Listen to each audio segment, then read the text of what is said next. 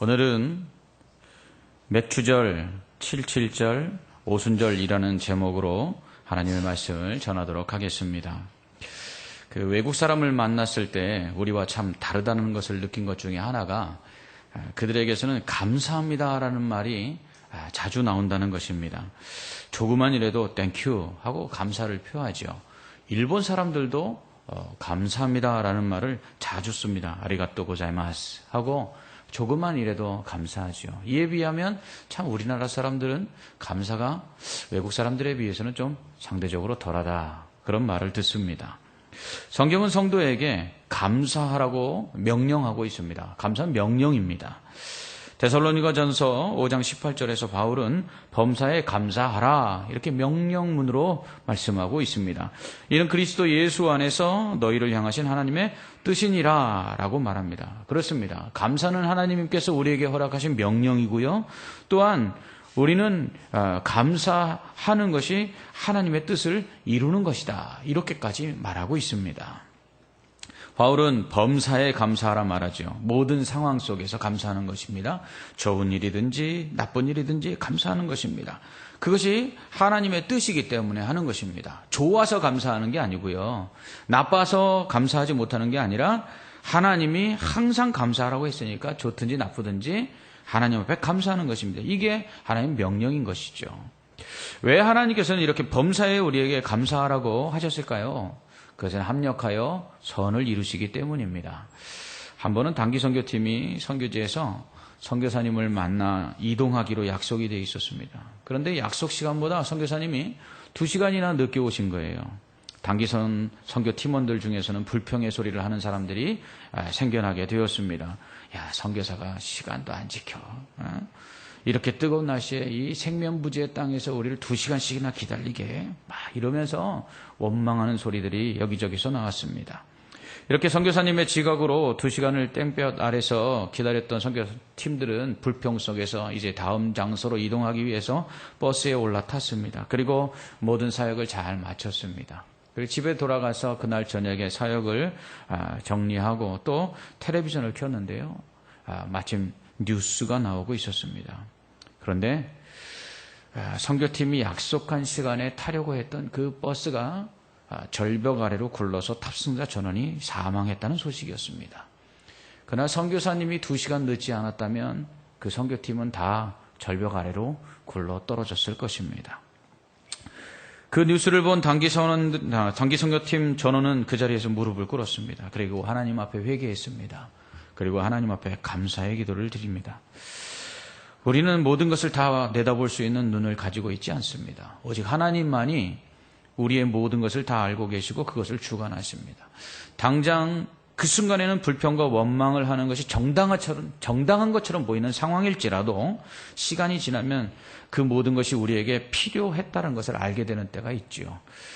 이는 하나님은 우리에게 더 좋은 것을 주시기 위해 잠시 고난을 주시기도 한다는 것입니다. 더 좋은 것을 주시기 위해 기다림의 인내를 요구하시는 것이죠. 그럴 때 우리가 할 일은 왜 이렇게 하시냐고 불평하고 원망하는 것이 아니라 하나님께서 더 좋은 것을 주실 것에 대해서 기대하고 그 순간에도 감사하며 기다리는 것입니다. 사실 감사하지 못할 것은 없습니다. 지혜자 솔로몬 왕은 전도서 3장에서 범사에 기한이 있고 천하 만사에 다 때가 있다 이렇게 말합니다. 왜냐하면 하나님이 모든 것을 지으시되 때를 따라 아름답게 하셨고 또 사람에게 영원을 사랑하는 마음을 주셨는데 이는 하나님이 하시는 일의 시종을 사람이 알지 못하므로 하나님을 경외하게 하려고 하십니다 라고 이렇게 말씀하고 있습니다. 그렇습니다. 우리는 하나님이 하시는 일을 다 할 수 없습니다. 지금 우리가 처한 상황을 우리의 눈으로 우리의 생각으로는 도저히 이해할 수 없는 것들이 있습니다. 왜 우리에게 고난을 주시는지, 왜 우리에게 고통을 주시는지 알지 못할 때가 있어요. 그런데 그때도 하나님이 아름답게 하신 때라는 거예요. 그때조차도 하나님께서는 합력하여 선을 이루시는 때로 사용하신다는 것입니다. 그렇기 때문에 지금 당장은 내 눈으로 보기에는 당연히 원망해야 되고 당연히 불평해야 되고 당연히 감사할 수 없다 할지라도 우리는 믿음의 눈을 가지고 하나님의 관점에서 감사하는 성도가 되어야 된다는 것입니다. 하나님은 이스라엘 백성에게 감사를 요구하셨습니다. 그래서 절기를 통해서 하나님께 감사하도록 요구하셨는데요. 하나님은 이스라엘 백성에게 1년에 3번 성막이 있는 곳, 또 성전이 있는 곳에 나와서 제물을 드리면서 하나님께 감사하라 이렇게 말씀을 하십니다. 그리고 이것을 율법으로 정해 주시죠. 첫 번째 절기는요, 무교절입니다. 무교절은 유월절과 연결해서 7일 동안 드리는 절기인데, 유월절은 애굽 땅에서 그 이스라엘 백성을 구원하시기 위해서 10가지 재앙을 내리실 때 이 10번째 재앙인 장자의 죽음의 재앙에서부터 이스라엘 백성을 구별하여 구원해 주신 것을 감사하면서 드리는 절기입니다. 유월절 어린 양의 피를 문 설주와 그리고 문 임방에 바름으로 죽음의 사자가 이렇게 넘어갔지요.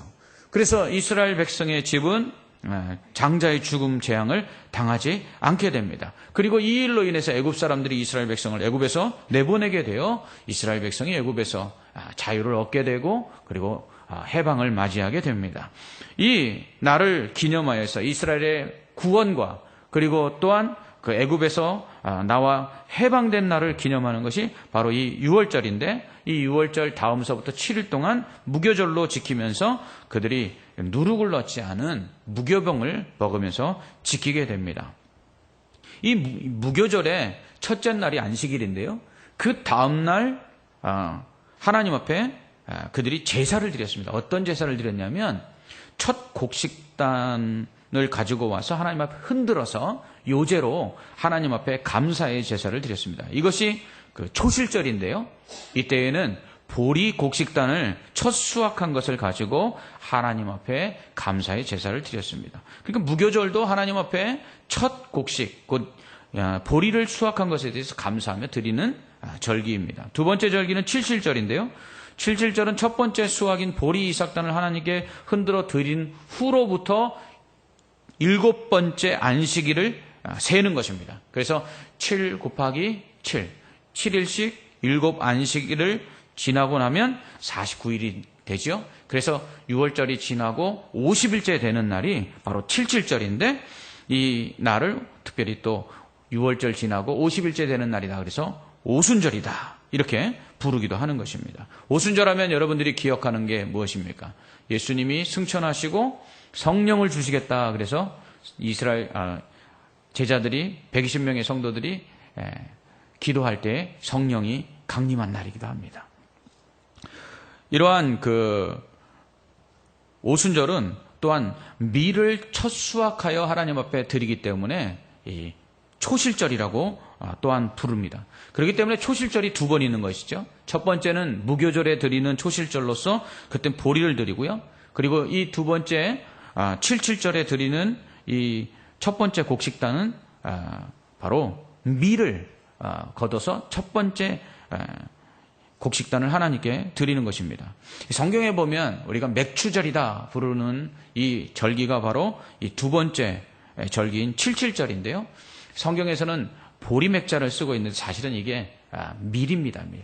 그래서 오늘 우리가 맥추 감사주일이다. 그래서 우린 절기상으로 보리를 걷어들인 것에 대해서 감사를 하는데, 이 이스라엘은 밀을 수확하여 첫 곡식단을 드리는 이 초실절이 바로 이 칠칠절 맥추절을 의미하는 것입니다.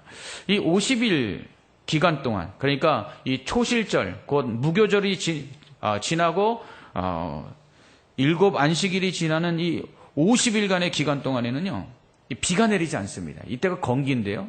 그래서 뜨거운 동풍이 불어옵니다. 그러면 밀 이삭이 마르거나 아니면 밀이 말라서 쓰러지게 됩니다. 그러니까 이 기간 동안에 이스라엘 백성이 하는 일은 뭐냐면 하나님께 기도하는 것입니다. 이렇게 노심초사 기도하고 기다린 이 50일이 지나서 풍성한 밀수확을 했을 때 그 첫 번째 곡식단을 드리면서 기쁨의 감사의 제사를 드리는 것이죠. 이게 바로 칠칠절인 것입니다. 이때 소제와 번제와 속제제 그리고 화목제의 제물을 드렸는데요. 소제로는 고운 가루를 사용하여 누룩을 넣은 떡을 2개를 만들어서 하나님께 흔들어 요제로 드립니다. 이때 이 떡과 함께 1년 된 흠 없는 어린 양 7마리와 어린 수소 1마리와 순양 2마리를 번제물로 드립니다. 이때 포도주를 또 전제로 부어 드리지요. 그래서 향기로운 냄새로 하나님 앞에 제사를 드렸습니다. 또한 순염소 1마리를 속죄제로, 그리고 1년 된 어린 순양 2마리를 화목제물로 드렸는데요. 이 두 번째 절기인 칠칠절은 바로 오늘 우리가 드리고 있는 맥주 감사 주일의 유래가 되는 절기라 할 수 있습니다. 세 번째 절기는 수장절인데요. 이것은 가을거지가 끝나고 하나님께 감사하여 드리는 절기로 오늘날의 추수감사절에 해당되는 거죠. 이때는 첫 열매를 하나님께 드렸습니다. 이 가을에는 그 곡식보다는 이 열매를 걷어들여서 하나님 앞에 드렸는데요. 뭐 감람나무의 열매라든가 그 다음에 무화과 나무 열매라든가 이러한 열매들을 따서 하나님 앞에 첫 열매를 하나님 앞에 드렸습니다. 이때에는 이스라엘 백성들이 일주일 동안 이 천막이나 풀이나 나뭇잎으로 지은 초막에서 지내야 되는데요. 그래서 이것을 초막절이라고 하죠. 이는 이스라엘 백성이 하나님께서 구원해 내셔서 이 가나안 땅에 들어와서 이렇게 풍성한 수확을 거두게 하지 않았으면 지금도 광야 가운데서 천막을 치고 유리방황하며 그리고 풀로 지은 초막에서 그렇게 살았을 것이고 먹을 것도 없었을 것을 기억하면서 지금 우리가 이렇게 좋은 집에서 살고 풍성한 소출을 거둔 것은 하나님의 은혜이다라는 것을 기억하고 감사하는 절기가 바로 수장절 그리고 초막절이라 할 수 있습니다. 이처럼 이 세 개의 모든 절기는 수확과 밀접한 관계가 있지요. 첫 번째 무교절은 보리를 수확한 것에 대한 감사의 절기고요. 또 두 번째 칠칠절은 밀을 수확한 것에 대한 감사의 절기고요. 그리고 세 번째 수장절은 가을거지, 곧 풍성한 열매를 거둔 것에 대한 감사의 절기입니다. 이처럼 이스라엘 백성에게 하나님은 그들이 추수한 후에 하나님께 감사하기를 원했습니다. 이는 그들이 풍성한 소출을 얻게 된 것이 하나님의 은혜임을 기억하도록 하기 위함인 거죠. 원래 이스라엘 백성이 가나안 땅에 들어가기 전에는 목축업을 주업으로 삼았던 민족입니다. 아브라함부터 가나안 땅에 정착하기까지 그들은 유목 생활을 했습니다. 그래서 풀을 찾아 짐승에게 먹일 물을 찾아 이렇게 천막을 치면서 이동해서 살았지요. 풀이 있고 물이 있는 곳으로 이동하면서 목축을 했는데요. 야곱 때에 7년 대흉년을 피해서 요셉이 있는 애굽 땅으로 70명의 야곱의 가족들이 내려가서 고센 땅에 내려갑니다. 거기서도 목축을 합니다. 그러다가 모세의 인도하에 출애굽한 이스라엘 백성이 약속의 땅 가나안 땅에 들어가서는요. 땅을 분배받습니다. 각 지파대로 땅을 분배받은 이스라엘 백성은 그때부터 유목 생활이 아닌 정착 생활을 합니다. 그리고 그것에서 목축보다는 농사를 주업으로 삼게 되죠. 올해 최악의 가뭄으로 인해 농수뿐만 아니라 식수도 부족한 상태입니다. 아무리 저수지와 댐을 만들어도 결국 하늘이 비를 내리지 않으면 농사를 지을 수 없다는 것을 우리는 알게 됩니다. 하나님께서 가나안 땅에 들어간 이스라엘 백성의 농사를 짓게 하신 것은 더더욱 하나님을 의지할 수밖에 없도록 만드시기 위함이었습니다. 가나안 땅은 젖과 꿀이 흐르는 땅이라고 여러분들 알고 계시죠?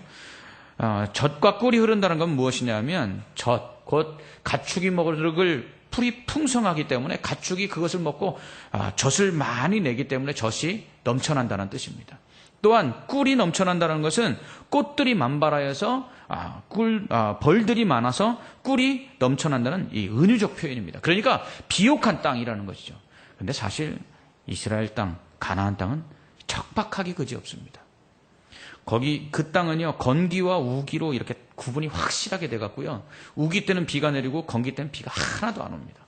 그래서 이스라엘의 강들은 어떠냐 하면요. 건기 때는 강줄기가 보이지 않습니다.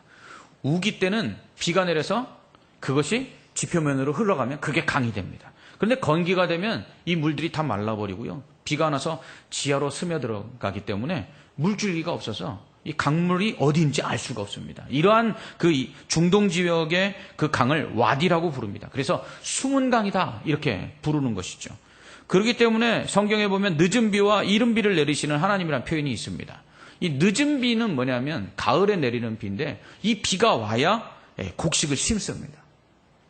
그리고 이른 비는 봄에 내리는 비인데 이 봄에 늦은 비가 와야 이 수확을 거둘 수가 있는 것입니다. 그래서 이른 비가 오면은 그때 농사를 심고 농작물을 심고 그리고 늦은 비가 오면 이제 다 자란 농작물이 이제 열매를 맺을 수 있도록 수분이 필요할 때 늦은 비가 내려서 풍성한 곡식을 거두는 것이죠.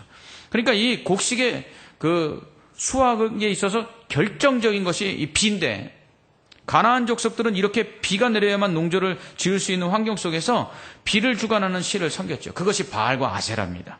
바알과 아세라는 비를 주관하고 풍요를 주는 신이었습니다. 목축에서 농사로 주업이 바뀐 이스라엘 백성 역시 이 비가 없으면 농사를 지을 수가 없으니까 자연스럽게 가나안 족속이 섬기는 비를 내리고 풍요를 주장하는 이 바알과 아세라를 따라 섬겼던 것입니다. 하나님이 이걸 되게 싫어했던 이유가 뭐죠? 왜냐하면 비를 주시는 건 하나님이시기 때문입니다. 이스라엘 백성이 가나안 땅에 들어가서 사는 데 있어서도 마찬가지로 하나님의 은혜가 없으면 살 수 없다는 것을 알도록 하시기 위해서 하나님이 이 척박한 땅에 보내신 거예요. 그래서 하나님을 잘 섬기면 비를 주시고 하나님을 섬기지 아니하면 비를 주시지 않은 것이죠. 이것이 하나님을 섬기느냐 하나님께 불순종하느냐로 인해서 이스라엘 백성이 수천 년 동안 이 가나안 땅에서 겪은 이 긴장 아닙니까? 우리도 마찬가지입니다. 과연 내가 먹고 마시고 살 수 있는 것이 모두 하나님의 은혜인지 아니면 내가 열심히 해서 먹고 사는 것인지 우리는 항상 이것 때문에 갈등합니다. 이렇게 먹고 마시는 문제로 갈등하는 이스라엘 백성에게 하나님은요, 안식일을 지키라고 하십니다. 그래서 일주일에 하루는 쉬라는 거죠. 농사 짓지 말라는 것입니다. 뿐만 아니라 7년마다 안식년을 지켜서는요, 1년을 아예 통째로 농사를 짓지 말라고 하십니다. 그리고 7년째가 되면 종으로 부리던 자들을요, 돈을 줘서 내보내랍니다. 더군다나 50년마다는 희년을 지켰는데요, 역시 1년 동안 농사를 짓지 말래요. 그리고는 가난한 사람들에게서 산 땅을요, 그 땅을 판 사람들에게 무상으로 그냥 돌려주래요. 예. 여러분, 이렇게 되면 망하는 거 아닙니까? 예. 그런데 하나님께서요, 이렇게 하면 너희들이 들어간 그 약속의 땅에서 풍성한 수확을 거둘 것이고 너희들이 짓지 않은 집에서 살게 하시겠다, 이렇게 약속하십니다. 결국 비를 주시고 농사가 잘 되고 풍요롭게 사는 것이 하나님 손에 달려있다는 것을 알도록 하시기 위해서 일주일에 하루는 그냥 농사 짓지 말래요. 종들도 쉬라고 그래요. 7년에 한 번에 1년 동안 아예 통째로 농사를 짓지 말래요. 그리고 종들은 자유케 하래요. 50년에 한 번 1년은 또 통째로 농사를 짓지 말래요. 1년 동안. 그리고서는 더더욱 그 가난한 사람들에게 샀던 그 땅을 그냥 무상으로 돌려주래요. 무엇입니까? 쉬고 농사 안 짓고 그리고 종들을 돌려보내고 그리고 가난한 사람들에게 샀던 땅을 다시 되돌려줘도 하나님께서 굶지 않게 하시고 하나님께서 손해보지 않게 하시고 하나님께서 풍성한 것으로 채워주시겠다는 것이에요. 이런 은혜를 너희가 알면 알수록 하나님께 더욱더 감사하라고 하시는 것입니다. 이것이 바로 가나안 땅이 축복의 땅인 이유예요. 가나안 땅은 그냥 들어가서 농사만 지으면 그냥 농작물이 잘 되는 그러한 땅이기 때문이 아니라 하나님만 잘 섬기면 하나님이 비도 내려주시고 하나님만 잘 섬기면 종들을 내보내도 잘 살게 되고 하나님만 잘 섬기면 가난한 자들에게 샀던 그 땅을 다시 무상으로 돌려줘서 손해를 본다 할지라도 결코 손해를 보지 않는 그러한 땅이 되게 하시겠다가 말씀하고 있는 것입니다. 이처럼 우리에게 주시는 모든 것들은 하나님의 은혜라는 것입니다. 하나님께서 우리에게 은혜를 베푸시기 때문에 우리가 살아가는 것입니다. 우리의 노력으로, 우리의 열심으로 사는 것 절대로 아니죠. 그러면 세상에 노력하는 사람 다 잘 살아야죠. 세상에 열심히 사는 사람들은 더 잘 살아야 되지 않겠습니까? 그런데 세상 이치가 어디 그런가요? 사람의 노력과 열심으로 다 잘 살 수 있는 세상이 아니죠. 그것을 통해서도 하나님은 하나님의 은혜로만 우리에게 산다는 것을 알게 하시는 것입니다. 그러므로 감사가 없다는 것은요, 하나님의 은혜를 모른다는 것이에요. 자신이 잘해서 잘 되는 줄로 착각하는 거죠. 그런 사람은 하나님의 은혜를 구하기보다 자신의 노력으로 잘 되는 줄 알고 더 열심히 살지만 결국은 자신이 열심을 낸 만큼 자신에게 돌아오는 것이 없을 때 결국 무너질 수밖에 없는 것입니다. 하나님께 감사하는 사람들은 하나님께 감사하며 주신 은혜에 기뻐할 뿐만 아니라 하나님이 주시지 않을 때에는 또 주실 것을 기대하면서 인내하며 하나님 앞에 기다릴 수 있습니다. 그런 사람들은 절대 흔들리지 않는 것입니다. 결국 이스라엘 백성들은 하나님의 은혜를 잊게 되는데요. 그래서 그들에게 붙여진 별명이 있습니다. 목이 곧은 백성. 그들이 하나님의 은혜에 감사할 줄 몰라서 이 인사를 못하는 거예요. 하나님 앞에 감사를 못하는 거예요. 그런 백성에게 하나님께서는 어떻게 하죠? 그래? 니들이 수고하고 니들이 노력한 것으로 잘 되는 줄 알아? 그럼 한번 해봐. 그리고 하나님이 그때부터 비를 내리지 않습니다. 가나안 땅에 들어간 이스라엘 백성이 불순종할 때마다 기근이 있었던 이유는 하나님께서 주신 은혜를 그들이 깨닫지 못하기 때문에 그런 것입니다. 우상숭배가 극에 달했던 북이스라엘의 아합 왕 때 엘리야의 기도로 3년 반 동안 비가 내리지 않습니다. 또한 기근은 하나님 말씀대로 순종하지 않는 사람들에게 하나님의 말씀대로 순종하는지 안 하는지를 테스트하는 시험이기도 합니다. 아브라함에게 기근을 2번 주죠. 이 기근으로 인해서 가나안 땅, 약속의 땅을 버리고 애굽으로 내려가고 블레셋 땅으로 내려갑니다. 그리고 그곳에 내려가서 아내를 누이라 2번이나 속이게 되죠. 하나님을 전적으로 의지하지 않는 사람들에게 하나님은 이렇게 기근을 주십니다. 그래서 이 기근 속에서도 하나님을 의지하는지 테스트하는 것이죠. 또한 하나님께 불순종하는 자들에게 기근을 주셔서 너희들이 먹고 마시고 사는 모든 것들이 하나님의 은혜다라는 걸 깨닫게 하시는 것입니다. 지금 우리는 극심한 가뭄에 시달리고 있습니다. 눈도 많이 오지 않고 비도 내리지 않고 있습니다. 가뭄으로 저수지뿐만 아니라 큰 댐도 이제 다 말라버렸습니다. 농작물이 말라 죽어가는 건 고사하고 식수마저도 제한적으로 지금 단수를 하고 있습니다. 강과 바다에는 녹조가 생겨서 물고기들이 죽음을 당하고 있습니다. 또한 메르스가 창궐하여 온 나라가 불안과 공포에 떨고 있습니다. 하나님은 이스라엘 백성이 하나님의 말씀대로 살면 애굽 땅에 내린 전염병 중 그 어떤 것도 내리지 않겠다고 약속하셨습니다. 성경에 보면 하나님의 백성이 범죄할 때 하나님은 전염병으로 징계하신 적이 있습니다. 다윗이 군대의 수를 계수했을 때 하나님을 의지하지 아니하고 자기의 군대로 승리하는 줄 알고 군대의 수를 계수했을 때 하나님은 전염병으로 이스라엘 백성을 치십니다. 이처럼 하나님은 질병을 통해서 또 기근을 통해서 하나님의 백성이 하나님의 은혜로 산다는 것을 알게 하셨습니다. 어쩌면 지금의 기근과 메르스는 하나님의 말씀대로 순종치 않으며 하나님께 감사할 줄 모르는 우리에 대한 하나님의 징계라는 생각이 듭니다. 역대하 7장 14절에서 하나님은 성전 건축을 마치고 봉헌하는 솔로몬에게 이렇게 말씀하시죠. 내 이름으로 일컫는 내 백성이 그들의 악한 길에서 떠나 스스로 낮추고 기도하여 내 얼굴을 찾으면 내가 하늘에서 듣고 그들의 죄를 사하고 그들의 땅을 고칠지라. 아멘. 성전을 화려하게 지었다고 되는 것이 아니라 진정으로 하나님 앞에서 바른 생활을 하며 하나님만 의지할 때에 이 땅에 하나님 복을 받는다고 솔로몬에게 가르쳐주고 있는 거예요. 큰 성전이 있기 때문에 세계에서 10개의 큰 교회 중에 5개의 교회가 한국에 있기 때문에 하나님이 우리에게 복을 주시는 것이 아니라 그 안에서 진정으로 하나님을 예배하고 그리고 믿는 성도들이 진정으로 하나님께 감사하고 하나님의 은혜로 산다는 것을 깨달을 때 그때 하나님 복 주신다는 것이에요. 지금은 우리가 회개할 때라고 생각합니다. 지금은 우리가 다시 감사할 때라고 생각합니다.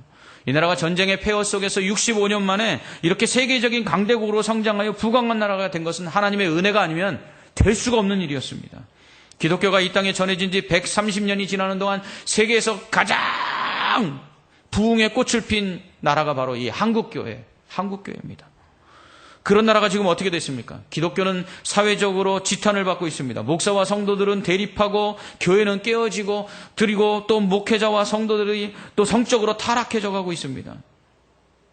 뿐만 아니라 교회의 청년들 중 50% 이상이 이제 성경험을 했다라고 고백하고 있는 이러한 타락한 시대입니다. 어느덧 교회 안에서도 동성결혼을 찬성하는 일이 생겨나고 있습니다. 사회적으로 기독교인들이 도덕적으로 구별된 모습을 보여주지 못함으로 인해서 오히려 예수 믿으라고 말하면 사람들이 비웃고요.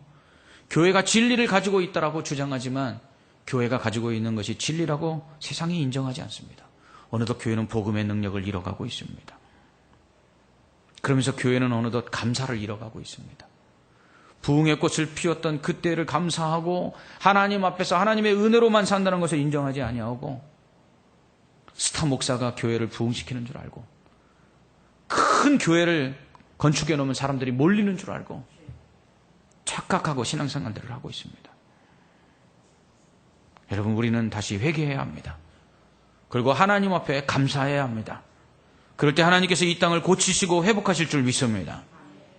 오늘 맥주 감사주의를 맞아 우리는 감사가 얼마나 중요한지 다시 한번 생각해 봐야 합니다. 우리는 하나님의 은혜로만 살 수 있기에 감사해야 합니다. 하나님 은혜 아닌 것이 없어요.